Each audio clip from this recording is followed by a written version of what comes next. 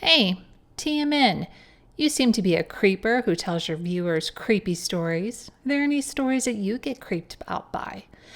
Yes, I do not like stories about someone or someone's kidnapping person or persons and keeping them hidden away and torturing them in some form or fashion.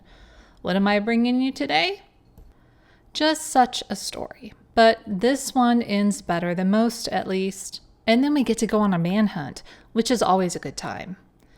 Two young women had been kidnapped and held in a shack outside of Omaha, Nebraska, just outside of Benson, back in May 1922. The women were Mrs. Jean Jenkins and Mrs. Gertrude McManaman, both in their very early 20s, who were kidnapped Saturday, May 27th, and given no edible food or water. Also kidnapped was the man who had tried to rescue them. H.E. Boyd had seen a signal from one of the hostages, heard the women's cry, and tried to rescue them when he was captured by the kidnapper on Sunday. The kidnapper / so-called maniac? Gus Grimes. Not his real name. Not his only name. We'll get to that. Miss McManaman and Mrs. Jenkins were waiting for a streetcar to come by early in the evening on Saturday in the pouring rain when Grimes came up in his car and offered to drive the ladies. Such a different time back then, wasn't it? The two ladies accepted, and I'm assuming the two women were not acquainted with each other previously. Safety in numbers, perhaps that also played into accepting his offer. But, as you can guess, Grimes, the no longer good Samaritan, blew right on by their intended destinations. They, of course, became frantic and demanded that they be let out of his car. Oh, yeah, I forgot to mention, he had stolen this car. Anyway, he pulled a gun out and allegedly said, quote, "Keep still or I'll blow your brains out," end quote. They arrived at the shack, which Grimes apparently built himself, which would scare anyone. One of the women asked, "What are you going to do with us?" Grimes replied, quote, "I'm going to hold you for some money, see if your relatives won't give me some," end quote. He took what was said to be an extremely heavy link chain and fastened it into each of the women's necks. Later, a newspaper would say they were manacled hand and foot. Either way, not good. He locked the chains with new padlocks and fastened it to concrete pillars that were sunk deep into the shack's floor. Once secured, he opened up a trap door and had them jump into the space beneath, which was 10 feet deep and 10 feet wide. Another newspaper would later say a more tight 6 feet long and 4 or 5 feet wide. They were left there Saturday night, sitting on 2 leather car seats that he had, until he separated them so he could assault Mrs. Jenkins in a second-story loft. He chained her there while he would go back downstairs and assault Miss McManaman. Grimes would sleep on the floor above them. Sunday morning, he put down a ladder into the trap door and brought them up and out back into the shack and kept them there until the afternoon. Somehow, around 2 p.m., Miss McManaman was able to signal Mr. Boyd, who happened to be driving in his car on the road nearby. Boyd came a-running, but Grimes saw Boyd approach and shoved the gun in Boyd's chest, marched him inside, chained him up alongside the women. Grimes then started digging, telling Boyd, quote, "I'm going to take your car away so they won't have any trace of you. Then I'm going to come back and get rid of you. See that hole? That's where you're going," end quote. Grimes left to continue with his dastardly plans. Boyd used his feet to shift the dirt around him to see if there was anything in the immediate area that he could use to escape with or use as a weapon. Anything. He kicked against an object and scraped the dirt away with his feet to get to a screwdriver within his hand's reach. First, he tried to break the padlock, but couldn't do more than bend it. Then he tried at the heavy chain and managed to pry up one of the links, but not before cutting up his wrist and breaking one of his knuckles. But regardless, he was able to get free. After shouting up to the women that he was heading for help, saying, quote, "I'll be back as soon as I can," end quote, he escaped the shack and ran to the nearest house to call the police. The nearest house was a half-mile away, but he managed to get there before dusk. He was still wearing the chains from around his neck. When the police got to the neighbor's house, Boyd would say, quote, "I didn't bother about those. I just want to get them off my hands and feet so I could run for help. Grimes, if that's his name, told me he would be back in an hour and kill me. And I saw him dig my grave with my own eyes. I was thinking of my wife and children, and those 2 girls in there too. I guess he wanted to make white slaves out of them." End quote. Boyd led the police officers to where the girls were locked up, weak from no food or water, and exhausted from the strain of their ordeal, crying from relief when they saw the rescuers. The police had to break the concrete blocks that had been used to chain the girls. So where was Grimes? Out and about, running errands, doing stuff. Police would busy themselves with preparing for a night at the property, searching the place. They found cars, which they believed to probably stolen, along with other items probably stolen from the course of Omaha burglaries and robberies. The total of the loot at about $10,000. He had about 5 guns on the property, a .45 automatic, an Army automatic, a .25-20, a .38 special, and a rifle, plus a small revolver that the girls said he had on him. The police waited in vain for Grimes to return and finally left to bring the 2 women and man to the jail.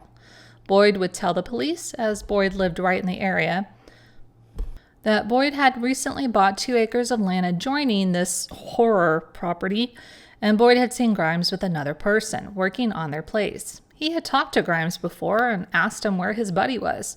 Quote, "Oh, he's down in Texas," end quote. Boyd said at the time nothing weird seemed to be going on. A neighbor would tell the police later that Grimes had answered a similar question about his missing buddy by saying he was in Denver. The police are searching the property and area to see if the buddy/friend may be buried somewhere nearby. Gus Grimes, a.k.a. Fred Brown, managed to escape from the police using Boyd's car. Deputy Charles Hoy and Fred Lubbers, driver for the police, would recount, quote, "I remember passing a man of his description in a new Ford touring car on the road just before we reached Ott's place. But we did not know where we were going or for who to look, so we paid no attention to him," end quote. The sheriff would tell his men, quote, "I have reliable information leading to his identity. His right name is not Gus Grimes," end quote. The sheriff also had pictures of the man in his possession to show to his staff, saying that Boyd and Mrs. Jenkins, whom he had assaulted, Grimes that is, positively identified the man in the picture as being that of who they know as Grimes. The real estate agents who had leased the property to Grimes, Hastings and Hayden's, identified him also. Grimes? Not a big guy. According to Deputy Sheriff Hoy, quote, "He is 5 feet 2 inches, weighs about 125 or 130, is about 40, and has brown piercing eyes. The girls said he had the most heinous look in his eye," end quote. Deputy Sheriff Quackenbush, quote, "It's the worst thing that has ever happened in county criminal records. These girls are not the first ones assaulted here," end quote. 2 deputies found the car, the stolen car from Mr. Boyd Grimes had escaped in, on the outskirts of Lincoln. They were able to identify it by the license plate number Mr. Boyd had given them.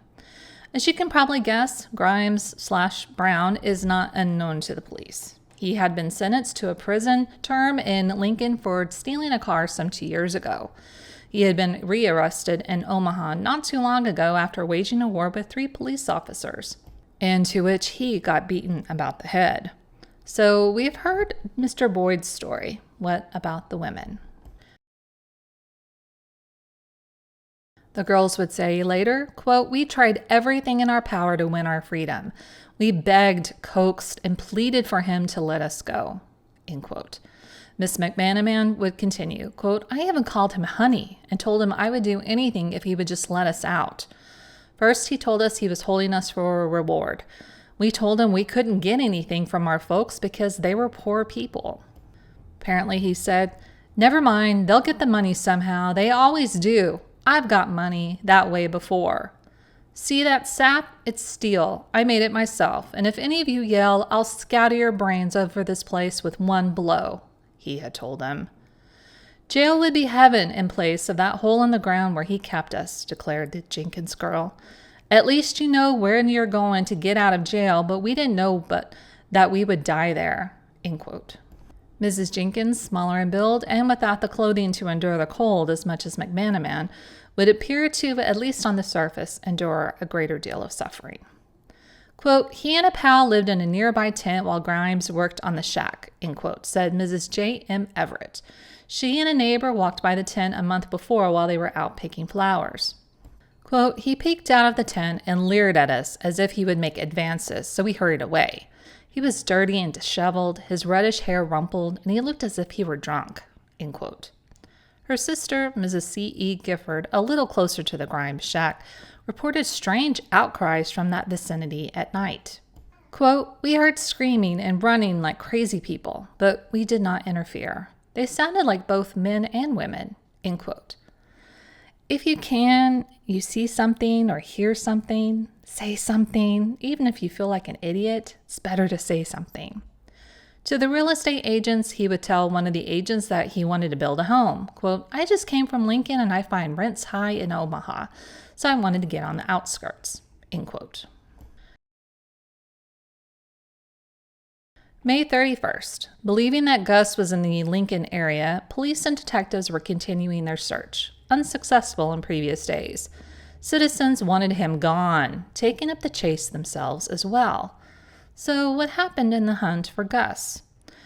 From the Capital Journal, May 31st, 1922. Number 1, Brown recognized by Mrs. Violet Dingman, 22. A former resident of the same apartment building in which Brown lived following his release from the state penitentiary, where he served a term for stealing an automobile. Mrs. Dingman seized Brown and called to bystanders to help her hold him. Sight of a pistol protruding from Brown's coat pocket deterred those who heard her cries from interfering, and Brown, after a struggle, freed himself and fled. Number 2. Attempted capture of Brown a few minutes later by Carl Shoemaker, a student who was driven away by the menace of Brown's gun. Number 3. Brown's bold stroke in eluding a crowd of several hundred persons by entering the room of John Ryan, age 60, forcing Ryan to cook food for him and then remaining more than an hour in Ryan's room, resting from the chase, keeping Ryan constantly covered with a pistol. I got into a little trouble in Omaha Sunday, Ryan said Brown told him, and 2,000 people are down there trying to get me. He motioned towards the window from which could be seen a part of the crowd. When Brown left the room, Ryan notified the police, but the trail had not been picked up early today. Now, I'm not going to get into this because it ended up being irrelevant much later, but police also thought Grimes/Brown was the one who had shot a couple of men at an Omaha filling station. It would take some time, but it would be learned that Grimes had not been involved. So though the newspapers I'm reading talk about this right now in this timeline, I'm not going to. June 2nd. Brown/Grimes likes cinnamon rolls, allegedly. Oh, me too, and not allegedly. As the police found a stolen car abandoned on the outskirts of Omaha, and they found cinnamon roll crumbs. They believe that seeing all the hoopla in Lincoln, Brown/Grimes came back to Omaha. June 9th.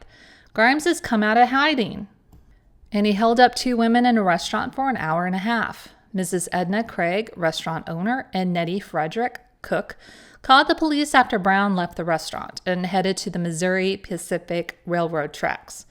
Brown had come into the restaurant and asked for a big dinner, which he said he would pay for, and he did. After eating, he spoke with the woman, saying, quote, I'll live about 1 more day, but no officer will get me. But there is one woman in this town I'll get first, end quote. I don't know that it was ever said who that was, but most assume it was Violet Dingman, who had recognized him, grabbed a hold of him, and tried to get help. Anywho, the ladies at the restaurant gave State Sheriff Hires the address of a Mrs. Ida Anderson of Seattle. Brown gave this information to the ladies, saying, quote, she's my sweetheart. I want you to remember her name, end quote. Continuing his talk with them, he would say that he had $6,000 in the First National Bank in Lincoln under the name John Wright. Before leaving, he also ordered and paid for a lunch that he said he would pick up at 2 p.m. the next day. Brown did not wave his guns around during the interaction, but they could see that he had 2 guns in his pockets. Now, apparently all of this had happened very near to a cellar that a motorcycle police officer, the night before, said that Brown had seemed to disappear into. This same day, basically the same time he entered the restaurant, the police found $300 in stolen goods in a nearby church basement, along with an old leather coat similar to Brown's. They also found receipts related to some building materials that Brown had bought as Grimes to build his shack. His bed had been made up of quilts, and nearby was clothing said to have been stolen from a cleaning store. Now, it seems that any lead, any tiny lead, the police and posses are taking it. One farmer actually got shot by mistake because people were going a bit crazy trying to find Brown. I'm not going to get into these theories by the police because ultimately, who knows if the guy is hiding in a barn or running through a field was Brown. We don't have cameras everywhere, or anywhere for that matter, in this time. Brown is now being chased across state lines, the posse from Nebraska heading to Wyoming and joined by Wyoming authorities in the search, confident he's in the area. June 17th. They would be right.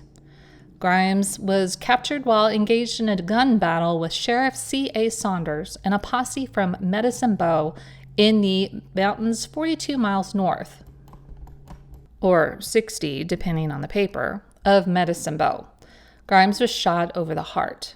The posse had been on his trail through the night before after he was reported to have shot his way out of a dragnet in the Sidney, Nebraska area, where he supposedly tied up some police officers there. Grimes was rushed to a hospital. He admitted to who he was and that he'd done the tying up at Sidney, but that's about it. How did the posse get on his trail? A woman contacted the authorities the night before that a man she believed to be Brown had passed by her home. So, let's back up a bit. Now he's captured. We know a bit of what he was doing while eluding police.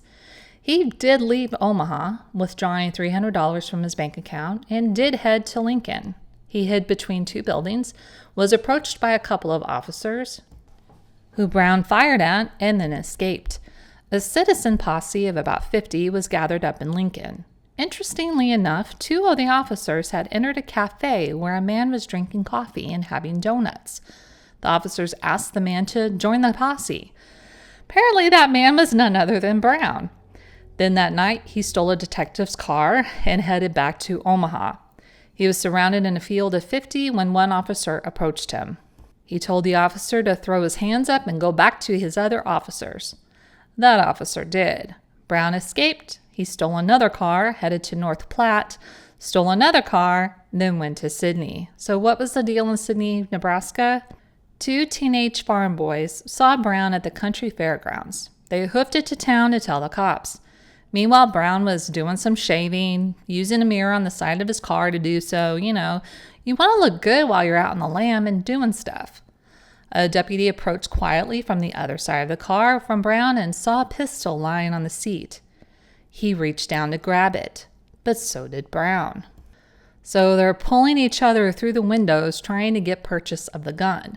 The deputy would say that the town marshal, who had been with him, just stood in front of the car and didn't do anything to help. Somehow, Tiny Brown triumphed, removing his suspenders and tying up the deputy, then removed the deputy's suspenders and did the same for added assurance. And still the marshal did nothing, not even trying to grab any of the guns laying around.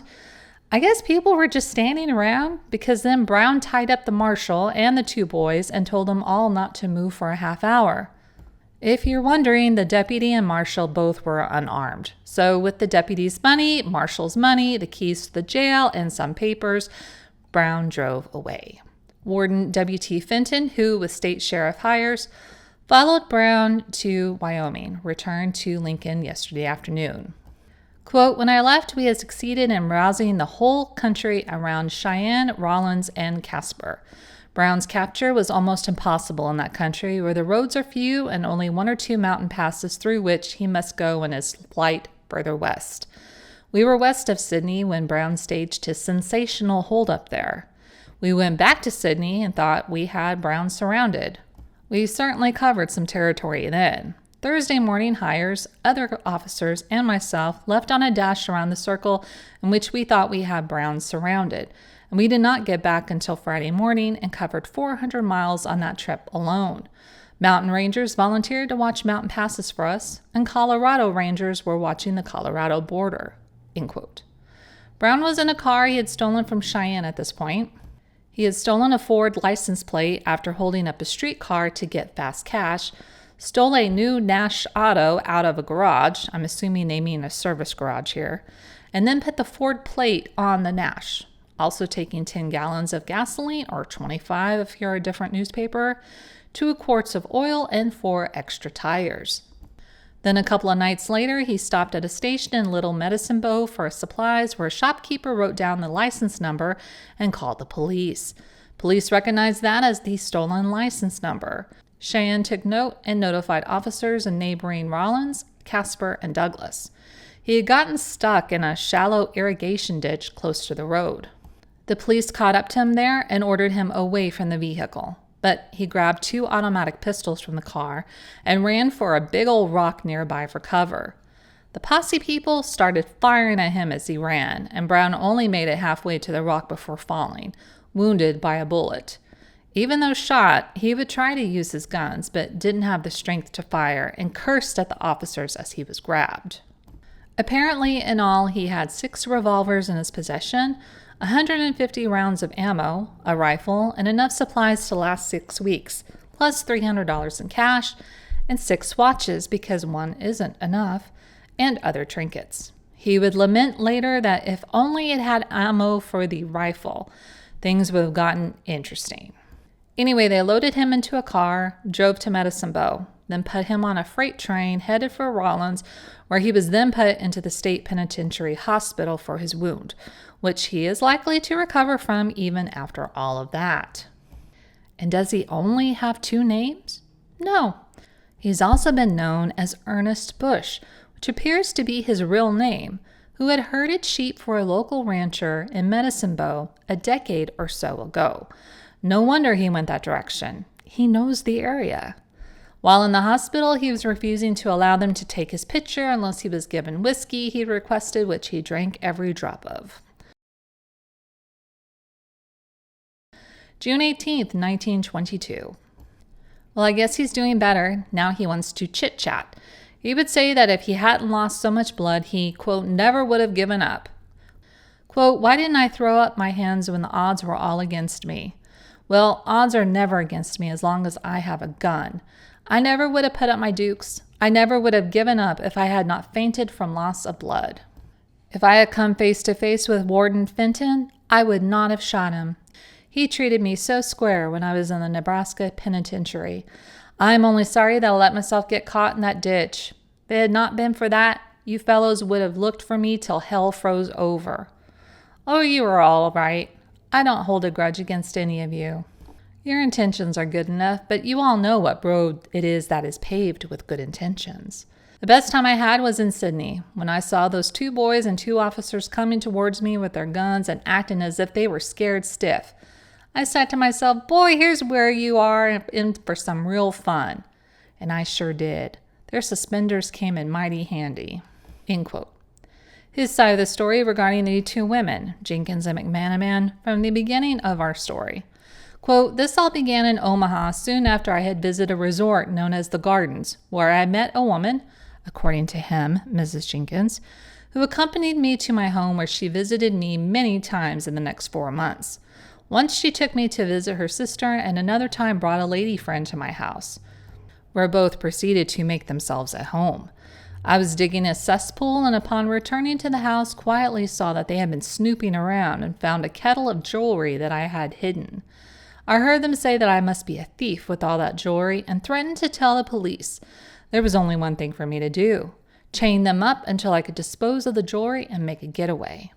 I did this, but one of the women managed to attract the attention of a man going past. This fool butted in, and I had to stick him up and treat him as I did the women. I only intended to hold him until I had disposed of the jewelry and some other junk to the fence. When I returned, I saw he had broken loose. Hearing the officers at the front door, I beat it for the weeds. 2 boys came along and saw me, but they showed their wisdom by walking straight ahead and not peeping. While hidden in the weeds, a motorcycle cop armed with a riot gun passed within 2 feet of me. He saw me, and also that I had a .45 pointed at his heart. I put my fingers to my lips and motioned to him to go ahead. He is one smart cop in Omaha." End quote. About June 22nd, Brown was taken out of Rawlins to head back to Nebraska. Pronto. October 8th, 1922. Starting trial tomorrow, facing 4 different charges with the intention of proving that he did not kidnap Jenkins or McManaman. Quote, "I intend to prove that Brown deliberately kidnapped the 2 girls and also dug a grave for H.E. Boyd who attempted to rescue them," end quote, said County Attorney A.V. Shotwell, who will prosecute. Defense will say that the girls voluntarily rode in the car with him and voluntarily went with him to his shack. October 19th, Brown was found guilty of kidnapping to commit assault on Mrs. Jean Jenkins, sentenced to life imprisonment. The jury deliberated for over 44 hours. After the verdict was read, he said, quote, "I don't know what I'll do. Neither do my attorneys. I don't see how they ever found me guilty. I never kidnapped those girls," end quote. There was no verdict reached by the jury on the other counts, which was kidnapping and assault under threat of death and then kidnapping for ransom. Richard Organ, Brown's attorney, would say, quote, "Failure to return a verdict on the remaining 2 counts makes illegal the verdict brought in," end quote. Others would not agree with that. September 1925, Brown would attempt to escape from the prison in Lincoln, but was shot down and killed by a guard, along with a man named Smith, who was also a prisoner. They were affixing explosives to something, but were fired at before they could set off the charges. Male clerk at the prison, Clarence Morse, was also killed. Smith is in the prison hospital. Grimes now leaves our story. So what do you think? I'm obviously glad that the hostages were freed. We don't get that a lot in these kinds of stories. I think Brown came to an expected end. He seemed like a scrappy dude who was never going to be kept inside, and in trying to get out, was killed. See you next week.